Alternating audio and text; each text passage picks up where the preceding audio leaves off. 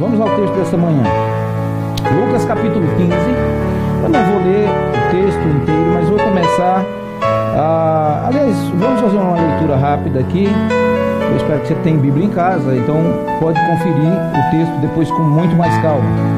Chegavam-se a ele todos os pecadores, os cobradores de impostos e pecadores para o ouvir. Mas os fariseus e os escribas murmuravam, dizendo: este recebe pecadores e come com eles. Então Jesus lhes propôs esta parábola: que homem dentre vós, tendo 100 ovelhas e perdendo uma, não deixa no deserto as 99 e não vai após a perdida até achá-la? E quando a encontra, põe-na sobre os ombros, cheio de alegria, e vai para casa. Então convoca os amigos e vizinhos e lhes diz: alegrai-vos comigo, porque achei a minha ovelha perdida. Verso 7: digo-vos que do mesmo jeito haverá alegria no céu por um pecador que se arrepende, mais do que 99 justos que não necessitam de arrependimento. Ou qual a mulher que, tendo 10 dracmas, se perder uma, não acende a candeia, varre a casa e a busca com diligência até achá-la? E quando a encontra, convoca as amigas e vizinhas, dizendo: alegrai-vos comigo, achei a dracma perdida. Assim vos digo que há alegria diante dos anjos de Deus por um pecador que se arrepende. Bom, eu vou ler até o verso 10 aqui, e do verso 11 ao verso 32, nós temos a parábola do filho pródigo. Ela é mais extensa um pouco, então vamos, eu gostaria de comentar com você alguns parâmetros e alguns propósitos da mensagem contida, ou da moral da história contida neste texto de Lucas 15. Lucas 15 faz referência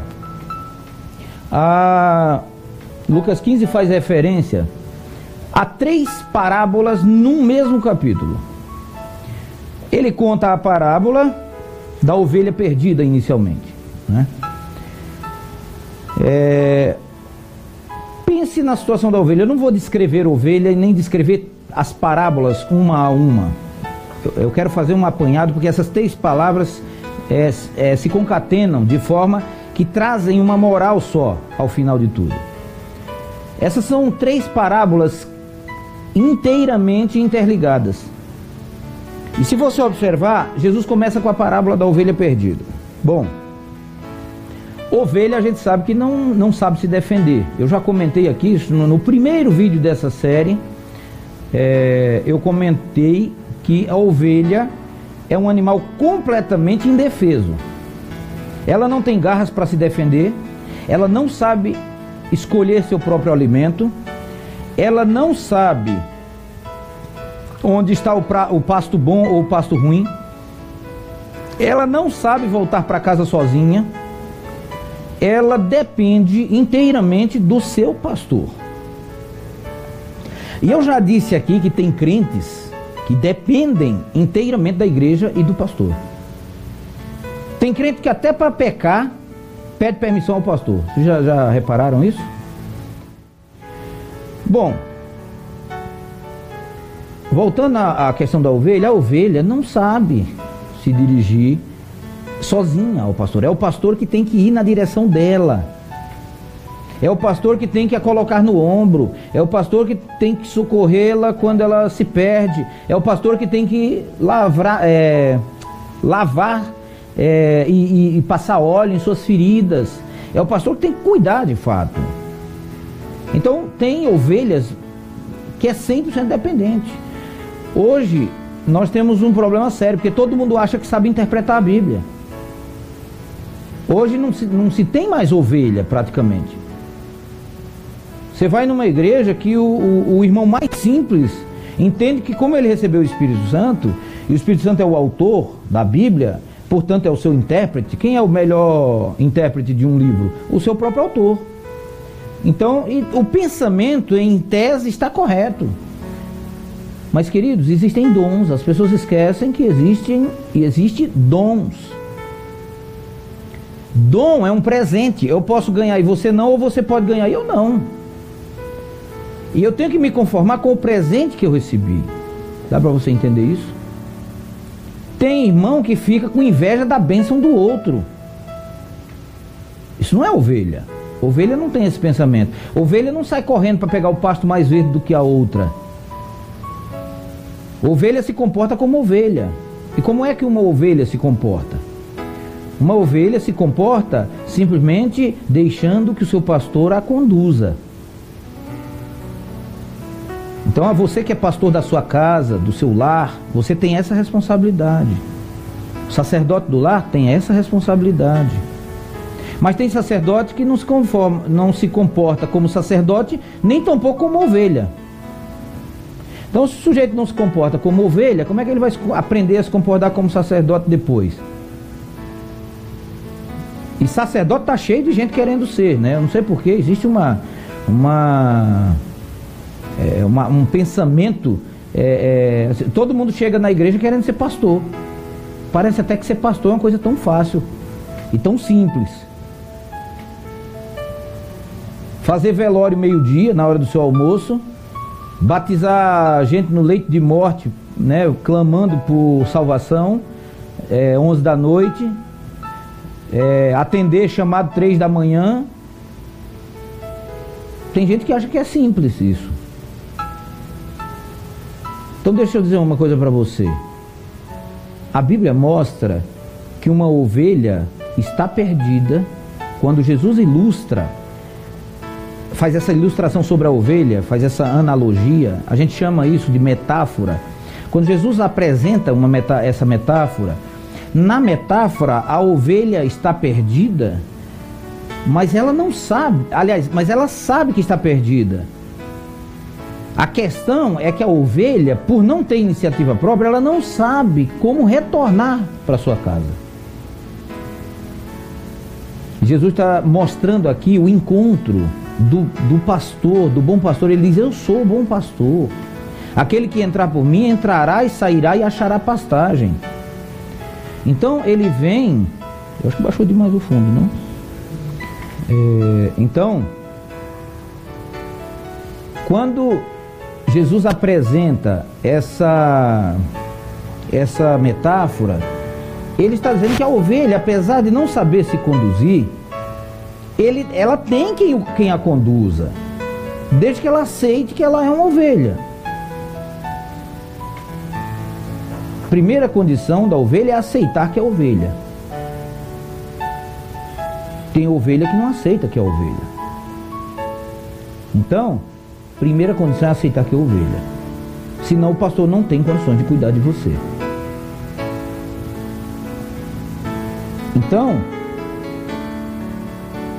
fica claro aqui uma mensagem muito séria e de alegria. Porque veja que quando ele encontra a ovelha perdida e traz para casa para juntar com as outras 99, fechando agora o seu número, arredondando as 100 ovelhas, ele promove uma festa, ele demonstra alegria. O pastor agora convida os amigos e diz: vamos comemorar porque eu encontrei minha ovelha perdida. E uma ovelha, queridos, é preciosa. Uma ovelha produz lã no verão e produz leite. Então, mas a ovelha precisa de cuidados. No verão ela precisa ser tosada. E aí a lã, o pastor vende, não é? Negocia e tem o retorno de todo aquele esforço que ele fez para pastorear a ovelha, ou seja, para oferecer pasto à ovelha. Pastorear significa você alimentar, abastecer com pasto a sua ovelha. E, portanto, alimentá-la. Então agora tem o resultado, ele colhe o resultado do seu esforço. A ovelha não é para ele levar para o matadouro, a ovelha é para que ele usufrua do que ela pode oferecer. O que a ovelha pode oferecer? Lã e leite. Mas o pastor está indo sempre ao seu encontro, porque ela não sabe ir ao encontro do pastor, apesar de saber que está perdida. Por isso ela fica berrando, desesperada. Ela sabe que está perdida, mas ela não tem faro, como se fosse um cão, para retornar em suas próprias pegadas até a sua casa e localizar o seu pastor. Então, eu não sei em que situação você está, mas se você se encontra na situação dessa ovelha, você sabe que está perdido, mas não sabe voltar, eu tenho certeza que Deus pode visitar você aí na sua casa, entrar no seu coração e fazer morada definitiva, desde que você aceite que você é uma alma carente, pecadora, carente da graça de Deus e do seu perdão. Tenha certeza que a graça de Cristo na cruz do Calvário, o seu sangue derramado ali, não foi em vão. Ele está ali exatamente para lavar, para perdoar, para edificar, para construir, para curar, para libertar. Ele tem esse propósito. E Jesus diz: eu não vou deixar vocês órfãos, eu volto para vocês. Mas na sequência Jesus entra noutra parábola. E ele conta a parábola, uma segunda parábola na sequência. Veja que as três parábolas estão numa sequência. E ele conta a parábola da dracma perdida. O que é a dracma? Uma moeda. Só que a dracma, queridos, 10 dracmas era o dote que um noivo dava para sua noiva quando se casava. Tornando-se sua esposa, ela guardava aquele dinheiro. Porque numa situação, a mulher não trabalhava naquela época, a mulher não passava de um objeto sexual, de um objeto da cozinha do homem. Não era nada comparado aos tempos em que vivemos hoje. Você sabe disso tão bem quanto eu. Eu não preciso ficar perfumando aqui o argumento. Você sabe tão bem quanto eu. Hoje a mulher tem sua independência, a mulher trabalha, a mulher pede divórcio. Naquela época a mulher não pedia divórcio. Quem pedia era o homem, se não gostasse dela. Se ela não gostasse do marido, tinha que suportar o cara pro resto da vida. Mas se o homem não gostasse dela, a expulsava de casa, dava uma carta de divórcio, tá limpo, beleza. É isso que manda a lei. Então eu sou um cumpridor da lei. A mulher era tratada como mero objeto, e se ela saísse sem carta de divórcio, nenhum homem casaria com ela, porque ela continuava pertencendo. Enquanto a carta de divórcio não estivesse na mão dela, ela continuava pertencendo. Veja, olha, anote o que eu estou dizendo. Ela continuava pertencendo ao antigo esposo, ainda que o cara já tinha outra lá. Ela não podia sair na rua. A mulher vivia uma situação de prisão. E agora,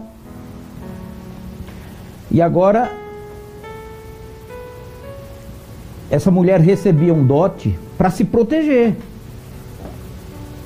E imagine que uma dracma, eu não fiz aqui o cálculo do valor de uma dracma, mas se era um dote, basta você imaginar que era muito valioso. Eu até esqueci desse detalhe de fazer esse cálculo para dar para vocês aqui. Fico devendo, mas dou isso numa outra oportunidade. Mas ela tinha isso como dote, como uma garantia, era a poupança dela. Ninguém podia mexer naquilo, ela guardava aquilo com o maior cuidado. Mas num determinado dia, uma moeda escapou, foi limpar uma gaveta, foi separar um negócio, pá, caiu, pronto. E moeda é um negócio fantástico, né? Dinheiro só se esconde onde você não consegue achá-lo, né? Já reparou isso? É hilário.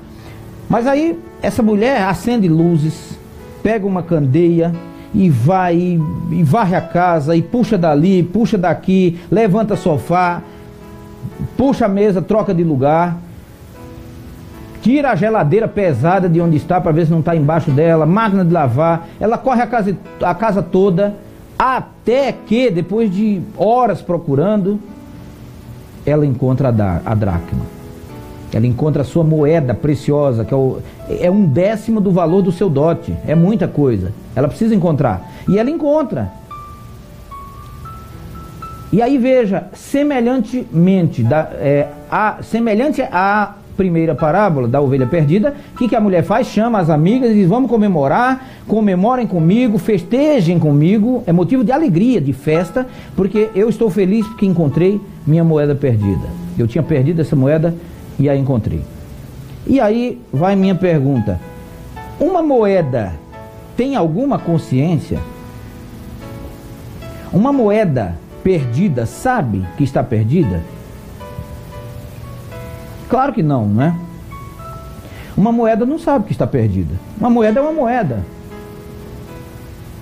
A ovelha sabe que está perdida, mas não sabe voltar para casa. A moeda não sabe que está perdida e nem tampouco sabe voltar para casa. Aliás, a moeda já está dentro de casa, ela não saiu de dentro de casa, ela apenas se perdeu. Que aí entra uma outra analogia muito forte. Crentes com 50 anos de igreja, exibindo placa de igreja, dizendo: olha, estou feliz, estou salvo, está perdido. Não estou julgando você não, tá? Só estou dizendo, você corre um sério risco de estar perdido e não saber que está perdido, porque você é moeda. Tem o crente moeda, né? Tem o crente ovelha, tem o crente moeda. Então, eu vejo crentes às vezes batendo no peito, sabe assim, 40 anos de evangelho, 50 anos de fé, nada, significa nada. Leia Ezequiel 18, você vai ter uma surpresa desagradável da forma como Deus julga. Viverá o ímpio em seu caminho, mas se arrependendo dele, vivendo e fazendo justiça, do seu pecado não me lembrarei. Ora, o sujeito viveu lá 80 anos pecando, se arrependeu, Deus vai lá e perdoa. Aleluia. Eu tenho coração duro, eu tenho dificuldade de perdoar. Deus não. Se o sujeito é um confesso perfeito, um confesso de fato arrependido, contrito, né, tem o coração mesmo aplicado na sua confissão, buscando verdadeiramente perdão, com seriedade, com sinceridade, Deus perdoa. Porque Deus consegue ler o seu coração. Eu não consigo. Agora, o mesmo texto de Ezequiel continua dizendo assim: viverá o justo na sua justiça, mas praticando impiedade da sua justiça não me lembrarei. O sujeito vive 80 anos na justiça, cometeu o pecado, o Senhor diz: no seu pecado morrerá, da sua justiça não me lembrarei. Peraí, queridos, eu estou apregoando o que então, afinal? Você acha que Deus é injusto? É esse o conceito que você tem a respeito de Deus? Deus tem sua forma de julgar. E se eu não crer que Ele tem essa autoridade para fazer o que Ele quiser, eu não entendo que Ele é Deus.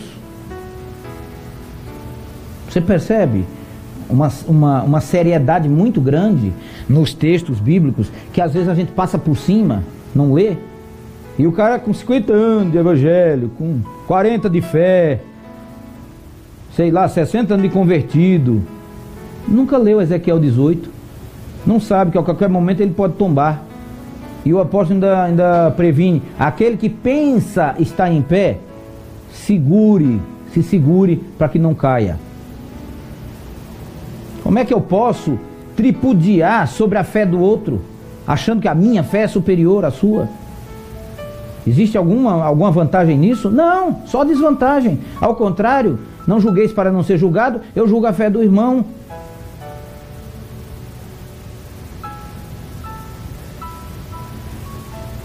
Então, a moeda não sabe que está perdida, e ela está perdida dentro de casa.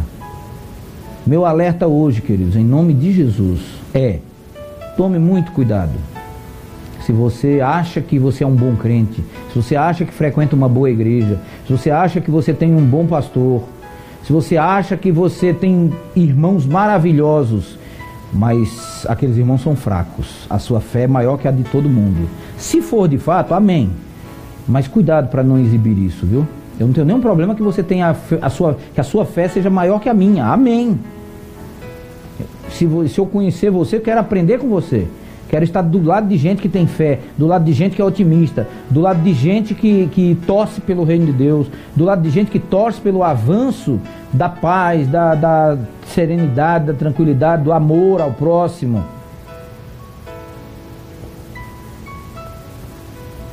Mas cuidado, para que você não esteja perdido dentro da igreja ou dentro da sua própria casa.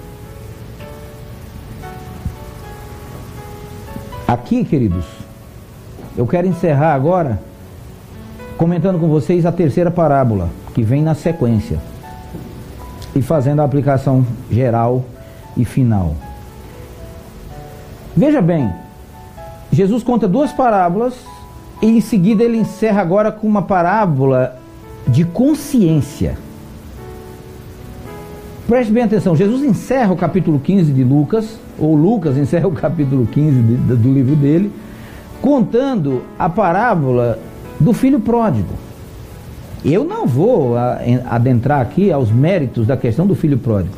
Nós estamos falando do conceito das 3 parábolas, tá? Num outro momento a gente pode destrinchar só a questão do filho pródigo. Não é isso hoje aqui, não é essa a avaliação que estou fazendo do texto hoje. Quero que você pense bem o seguinte: depois de falar de uma parábola, de apresentar uma metáfora em que Jesus apresenta uma ovelha que tem consciência que está perdida, mas não sabe voltar. Apresenta a parábola de uma moeda que não tem consciência e não sabe que já está dentro de casa, mas que precisa ser encontrada. Aí Jesus entra com a parábola do filho pródigo, que traz-nos uma lição muito importante. O filho pródigo, queridos, saiu de casa conscientemente. Pródigo significa aquele que gasta além do que pode. Esse é um dos conceitos da palavra pródigo. Prodigalidade, existe até um conceito jurídico para advogados aí, quem é do direito sabe disso. Existe um conceito jurídico chamado prodigalidade, em que o advogado entra com uma ação contra um membro da família que, por exemplo, herdou alguma herança, teve alguma herança lá, herdou algum bem em volume absurdo, né, que abasteceria toda a sua vida, e ele começa a gastar, que num cálculo muito rápido se vê que uma fortuna que duraria, vamos dizer, 100 anos para ser gasta, a família começa a observar que aquele herdeiro a gastaria em torno aí de 1 ano, 2, ele acabaria com a fortuna que duraria 100 anos, que era a garantia da vida dele, estava ali. Ele consegue acabar com ela muito rapidamente. Nessa estatística, a família solicita em juízo que ele seja embargado, dando a ele um embargo, dizendo que ele é incapaz de administrar os bens que ele tem. Isso chama-se prodigalidade, porque o cara é pródigo, ele não pode administrar bens, ele tem uma dificuldade muito grande, né? Tem mulheres que não podem pegar o cartão de crédito do marido, já viu? Ela vai ao shopping e só chega a fatura no final do mês, né? Tem maridos que não têm controle, é o contrário. E eu aconselhava um casal recentemente aqui, falava para o camarada: olha, eu não tenho vergonha de dizer que a minha mulher é melhor administradora do que eu. Então por que eu vou... eu sou o macho alfa, eu sou o dono da casa, eu sou o cara, eu sou o marido, eu sou o sacerdote, eu tenho que assumir. Querido, isso não é humildade, nem é rebaixamento, isso chama-se discernimento.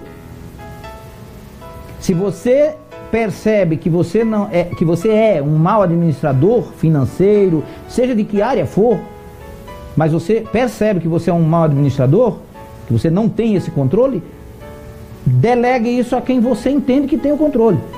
O ruim é quando os dois são descabeçados, né? Se você casar um pródigo com outro, já era, né? Um pródigo e uma pródiga casando, já era, né? Aí o lar acabou, definitivamente, né? Ninguém constrói nada. Mas Jesus traz essa parábola agora mostrando uma coisa muito séria na questão do filho pródigo. E a grande sacada da parábola do filho pródigo está em que o pródigo tinha consciência que estava perdido. Veja que num momento ele começa a dizer: puxa, um empregado do meu pai come melhor que eu. E deixa eu corrigir um problema muito sério aqui, que muita gente anda dizendo que o cara chegou, que o cara se encontrava comendo a comida dos porcos. O texto sagrado, eu não percebi isso aí. Se você percebeu, pode deixar no comentário. Se você tem uma tradução que diga isso, que ele comia as bolotas lá dos porcos, me mostre. Porque no meu texto diz que ele, em algum momento, sentiu vontade de comer as bolotas do porco, mas não que ele chegou a comer. Porque rapidamente ele raciocinou: bom, o que eu vou fazer? Voltar para o meu pai. Se um empregado do meu pai come melhor que eu posso voltar, ao invés de na condição de filho, voltar numa condição de empregado. Veja, olha o raciocínio dele. Ele tinha consciência, agora nós estamos falando de ovelha, né? Mas agora de ser humano. Comparada à ovelha, mas agora com o ser humano. O filho pródigo sabia que estava perdido, E o que ele diz? Voltarei para meu Pai. Veja que Jesus finaliza a parábola numa questão de consciência, abordando aí a consciência, abordando que o sujeito que... Lembra do texto de Davi? Você educa a criança enquanto é criança, não é? Até uma certa idade, e depois, até quando for velho, diz ele, não... ensina a criança no caminho que deve andar, e até quando for velho, não se desviará dele. Olha o princípio aí. Aquele jovem foi ensinado nos caminhos de Deus. Agora ele lá, passando apuros, viu que tinha cometido pecado, entendeu que estava errado. Primeira coisa, queridos, é você entender que você está errado. Se você continuar dizendo, não, eu sou bonzinho, eu sou maravilhoso, eu faço o que eu quiser, mas eu tenho consciência que, não, Deus não vai levar nada disso em conta, não. Então, repare que aqui existe um princípio muito interessante. É o terceiro tipo de crente. Tem aqueles que estão na igreja, se desviam. E quando eu falo igreja, não estou falando de placa aqui não, hein? Por favor, tenho deixado isso muito claro aqui. Não é puxar brasa para minha sardinha, eu não falo de placa aqui. Eu falo de igreja, eu falo da igreja mundial, da igreja de Cristo, da igreja que não tem rótulo. Tá? Você frequentar a igreja batista, assembleia, adventista, presbiteriana, não me diz nada.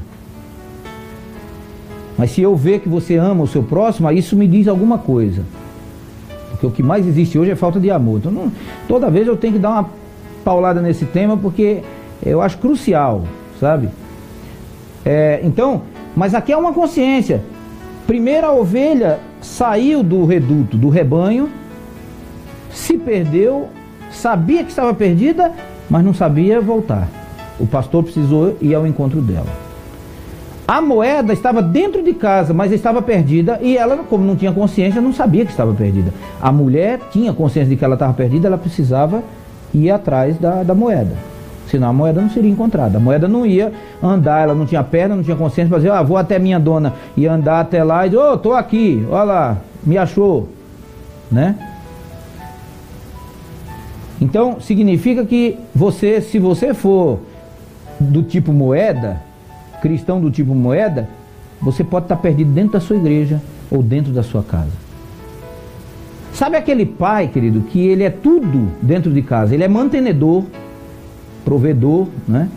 Ele até assiste o filho, leva o filho no hospital e tal, ou paga para alguém, ele consegue manter tudo, mas ele não tem nenhum tipo de afeição pela família. A família para ele é um fardo.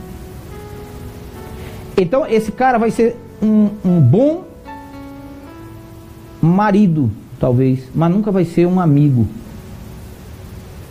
Esse cara vai ser um bom pai, no sentido de provisão, mas nunca vai ser o pai, ele nunca vai ser amigo do seu filho.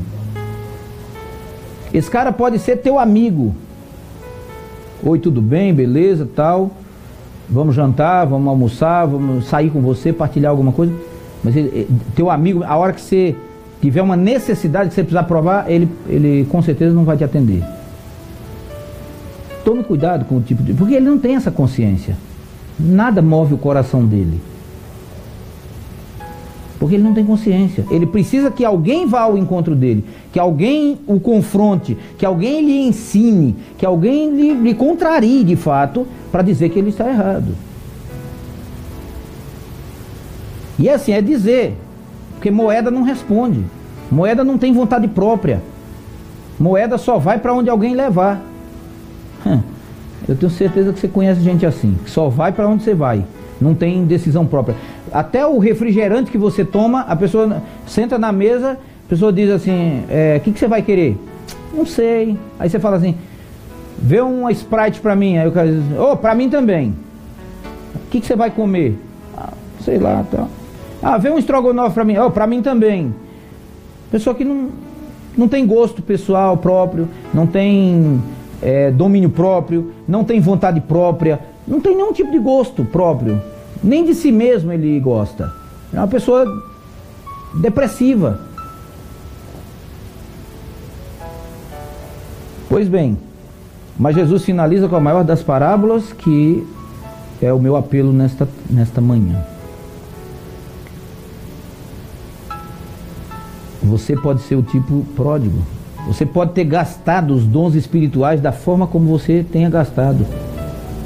Deus continua esperando, mas Deus diz assim: atrás desse cara eu não vou, porque ele tem consciência e ele sabe o caminho de volta.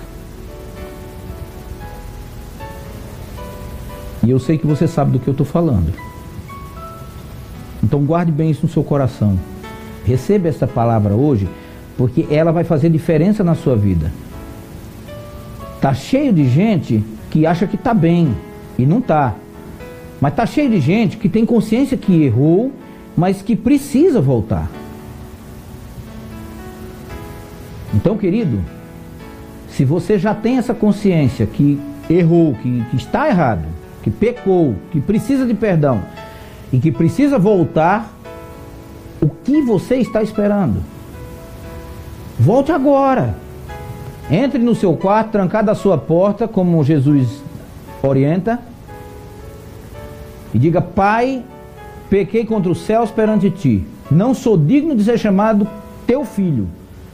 Entretanto, eu quero ser um servo, alguém que você mande e eu obedeça.